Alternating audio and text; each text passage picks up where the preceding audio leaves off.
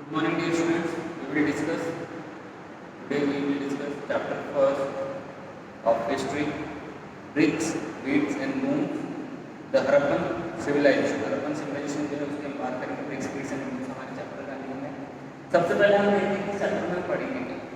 In this chapter, we will discuss about the Indus Valley civilization, which has developed in India, timely around 2600 BC.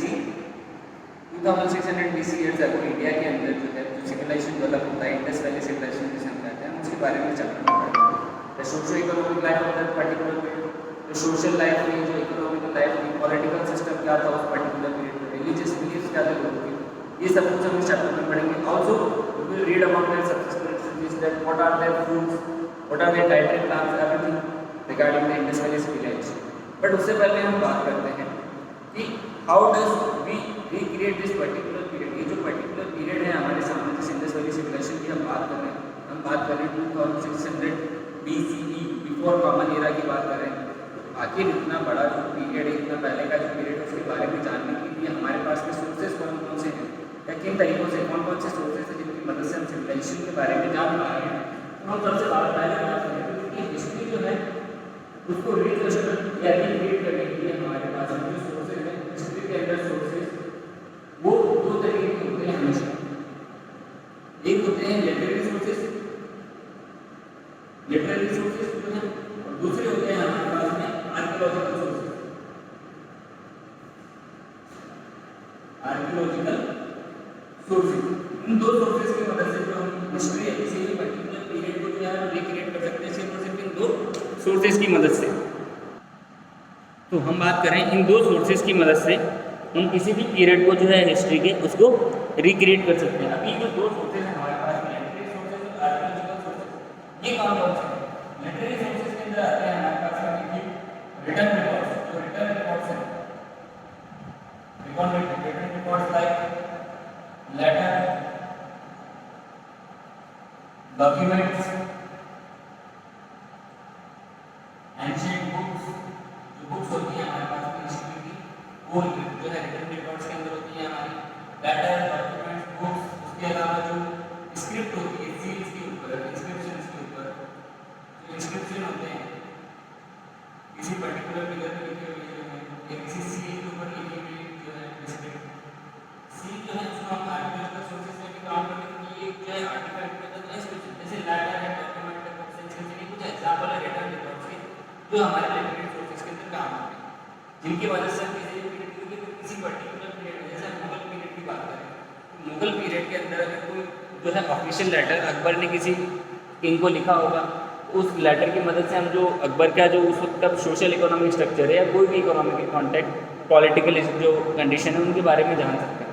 तो उस particular period में लिखे हुए letter, document, books या inscription की मदद से हम उस पीरियड को रिक्रिएट कर सकते हैं. दूसरा, आर्कियोलॉजिकल सोर्सेज क्या होती चीज़ें हमारे सामने. आर्कियोलॉजिकल सोर्सेज में हमारे सामने होते हैं आर्टिफैक्ट्स. जो आर्टिफैक्ट्स होते हैं हमारे पास, आर्टिफैक्ट्स का मतलब होता है दोज ऑब्जेक्ट्स और those tools which have been used by the early human. Early human के द्वारा जो ऑब्जेक्ट्स को यूज किया जाता है, उनको हम डालते हैं आर्टिफैक्ट्स के अंदर. लाइक हम बात करें तो जो टूल्स हैं, यूटेंसिल्स, पॉटरी, ये सारी चीज़ें आती है हमारे आर्टिफैक्ट के अंदर. तो आर्टिफैक्ट में क्या चीज़ें शामिल होती है? आर्टिफैक्ट्स के अंदर शामिल होते हैं टूल्स, पोट्री, ये चीजें जो है हमारे आर्टिफैक्ट में शामिल है. और क्या सोर्सेज होती है रिक्रिएट करने के? और होता है हमारे पास में कॉइन. अगर किसी पर्टिकुलर पीरियड में कॉइन है हमारे पास में, तो वो भी आर्कियोलॉजिकल सोर्सेज में आता है, हमारी हेल्प करता है. सील. और जैसे हम जो चैप्टर पढ़ रहे हैं हमारा ब्रिक्स, बीड्स एंड बोन्स, ये भी क्या होते हैं किसी पर्टिकुलर पीरियड की जो है आर्कियोलॉजिकल सोर्सेज माने जाते हैं. अब देखिए हमारे चैप्टर का जैसे मैंने ऊपर नाम लिखा ब्रिक्स, बीड्स एंड बोन्स, और हमने अभी आर्कियोलॉजिकल सोर्सेज की बात की, इसमें भी ब्रिक्स, बीड्स एंड बोन्स आ रहे हैं. तो इसका मीन्स क्या होता है? That this means that in case of Harappan civilization, we still can't able to decipher the Harappan script. जो हरप्पन सिविलाइजेशन है, इसके केस में अगर हम बात करें तो जो हरप्पन स्क्रिप्ट यानी जो इनकी लैंग्वेज, जो राइटिंग इन्होंने लिखी हुई है सील्स के ऊपर, और भी कई सारी जगह जो है मोटिव्स बने हुए, डिज़ाइन बने हुए हैं. आप अपनी बुक में फर्स्ट चैप्टर जो है उसमें एक सील देखेंगे, उस सील पे भी जो है बनी हुई है कुछ ना कुछ पैटर्न जो है वो लिखा हुआ है, उसको अभी तक डेसिफाइड ट्रांसलेट नहीं किया जा सका है। इसकी वजह से क्योंकि अब उसको ट्रांसलेट नहीं किया जा सका है, तो रिटर्न रिकॉर्ड्स में हमारे पास में कुछ भी अवेलेबल नहीं। In that case we have to only rely on archaeological sources. Archaeological sources में हमारे पास में वो जो सील है वो खुद एक आर्कियोलॉजिकल सोर्सेज है, दूसरा ब्रिक्स है उस पीरियड की, बीड्स हैं, बोन्स हैं, ये सारी चीज़ें आती है हमारे आर्कियोलॉजिकल सोर्सेज में। तो हम बात कर रहे हैं, देखिए हड़प्पन सिविलाइजेशन की, मूव ऑन करते हैं। I believe now you have clear that history जो है उसको डिफाइन करने के दो सोर्सेज होते हैं, लिटरेरी सोर्सेज और archaeological sources. Literary sources means all the records available and archaeological sources means those sources which have been recreated और which have been discovered by archaeologist. Archaeologist जो उनको डिस्कवर करते हैं वो आते हैं हमारे इसके अंदर।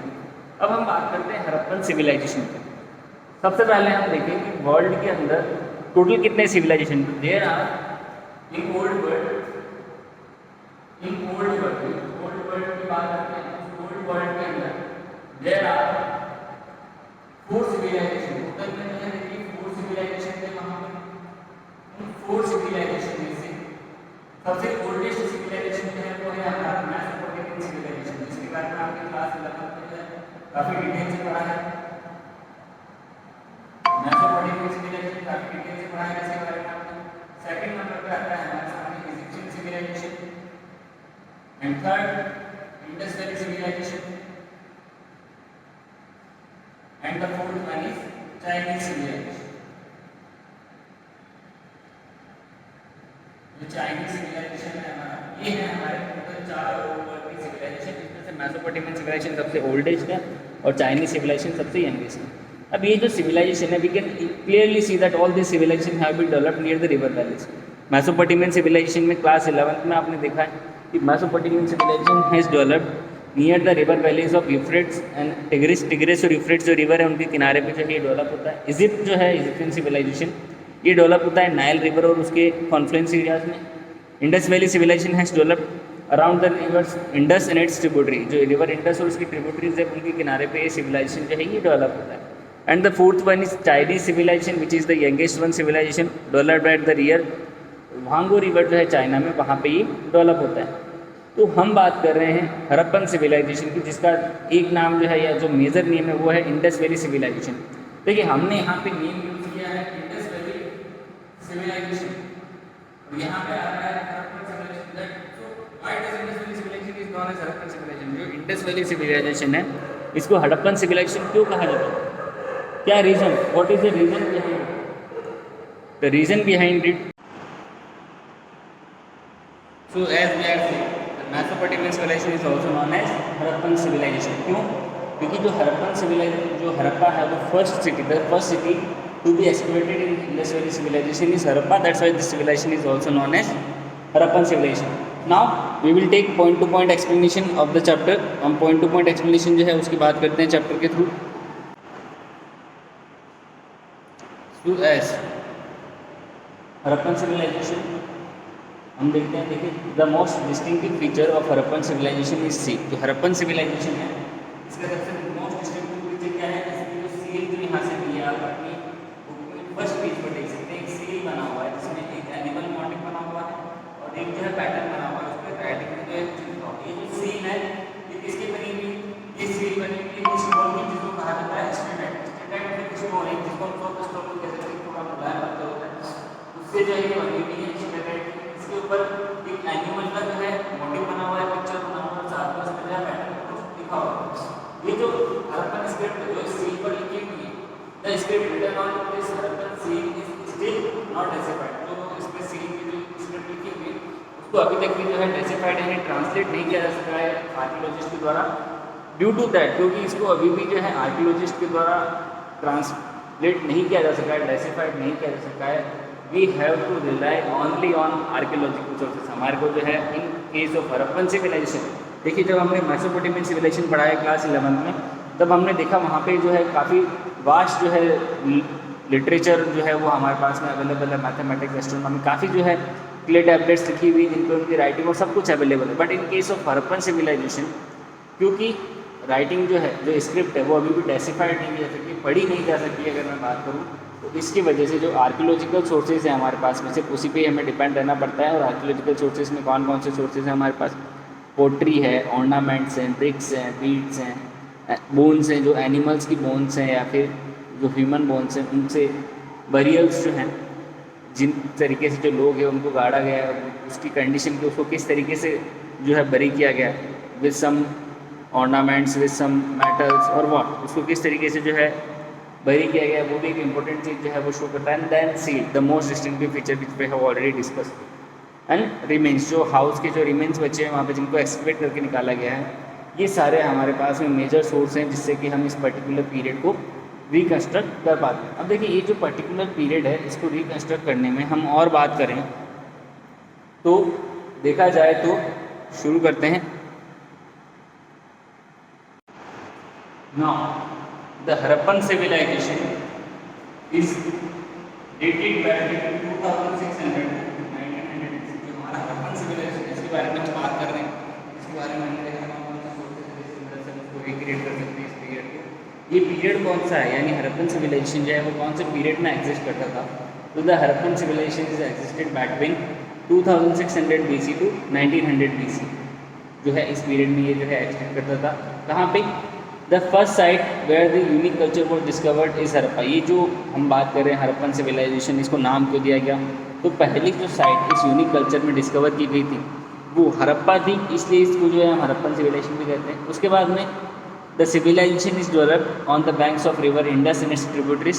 जो रिवर इंडस है जो कि कहाँ से उतरी है, लैंड मानसरोवर तिब्बत जो है वहाँ से उतरी है, वो रिवर इंडस और उसकी जो ट्रिब्यूटरीज हैं झेलम, चेनाब, रावी एंड सतलेज, इनके जो है बैंक्स में ये हमारा सिविलाइजेशन ये डेवलप होता है। मेजर सिटीज की बात करें जैसे देखिए दो मेजर सिटीज हैं सिविलाइजेशन में, एक का नाम है मोहनजोदारो। मोहनजोदारो है वो सिचुएटेड है इंडस रिवर के किनारे। मोहनजोदारो जो है वो कहाँ पे सिचुएटेड है? इंडस रिवर के किनारे। इंडस जो है उस इंडस रिवर के किनारे सिचुएटेड है। और वहीं हम बात करें हड़प्पा की, तो हड़प्पा है हमारा रावी रिवर जो है उसके किनारे। ये देखिए हम बात करें इंडस रिवर और उसकी ट्रिब्यूटरीज जो है उसके किनारे सिविलाइजेशन जो डेवलप होता है। वहीं अगर हम एक्सटेंशन की बात करें कि ये सिविलाइजेशन जो है इसका एक्सटेंशन क्या है, यानी कहाँ से कहाँ तक ये फैला हुआ था civilisation. So the civilisation north में ये स्टार्ट था शॉर्ट हुई अफगानिस्तान से, साउथ में दामाबाद महाराष्ट्र तक। नॉर्थ के अंदर जो शॉर्ट हुई है वहाँ शॉर्ट हुई से लेके साउथ में दामाबाद तक यानी हिमालय जो है वहाँ से लेके साउथ के अंदर अरेबियन सी तक जो है इसका एक्सटेंशन हम कह सकते हैं। दूसरे शब्दों में क्या कह सकते हैं कि हिमालय से लेके जो अरेबियन सी है वहाँ तक इसका एक्सटेंशन था north to south. North to south extension क्या हो गया? Arabian sea, Himalaya to Arabian sea. वहीं हम ईस्ट टू वेस्ट इसका अगर एक्सटेंशन की बात करें तो ईस्ट टू वेस्ट एक्सटेंशन में शामिल होता है उत्तर प्रदेश के अंदर आलमगीरपुर में, उत्तर प्रदेश में वहाँ से लेके सुल्तानगढ़, ये बलूचिस्तान पाकिस्तान के अंदर है, वहाँ तक इसका एक्सटेंशन। तो ये था ये सिविलाइजेशन। देखिए इससे पहले मैंने आपको बताया वर्ल्ड में टोटल 4 सिविलाइजेशन थे। Mesopotamian civilisation, Egyptian civilization, Indus valley civilization and महागो सिविलाइजेशन। ये जो चारों सिविलाइजेशन है ये ब्रॉन्ज एज के सिविलाइजेशन थे। तो ये क्या होगा कि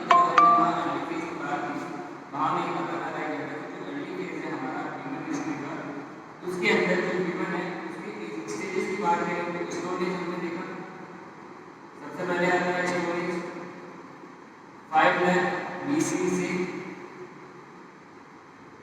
8000 BC तक का पीरियड होता है। उसके बाद में आता है कॉपर एज। जो कॉपर एज है 8000 BC के आसपास का पीरियड होता है। 8000 BC अराउंड कर लीजिए आप 7000 BC के बीच में। कॉपर एज के बाद में आता है ब्रॉन्ज एज।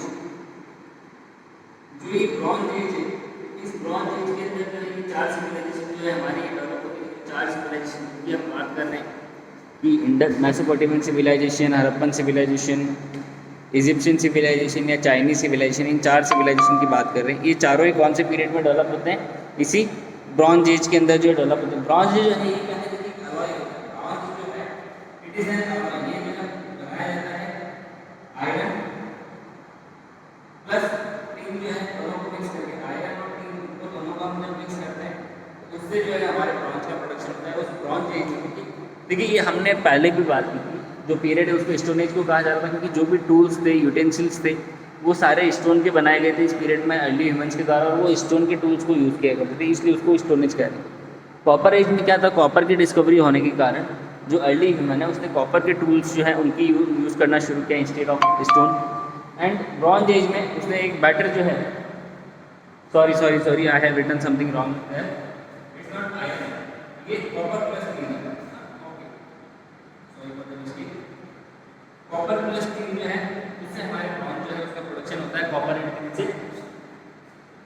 तो कॉपर एज जो है उसके बाद में आता है ब्रॉन्ज एज, जिसके अंदर कॉपर और टिन दोनों के मिक्सचर से जो है एक अलॉय बनता है ब्रॉन्ज, उसके टूल्स जो है वो यूज़ किए जाते हैं। उसके बाद की फीचर्स जो है, यानी ये जो ब्रॉन्ज एज जो है, यानी अराउंड हम बात करें तो इसको हम देख सकते हैं 6000 BCE to 3500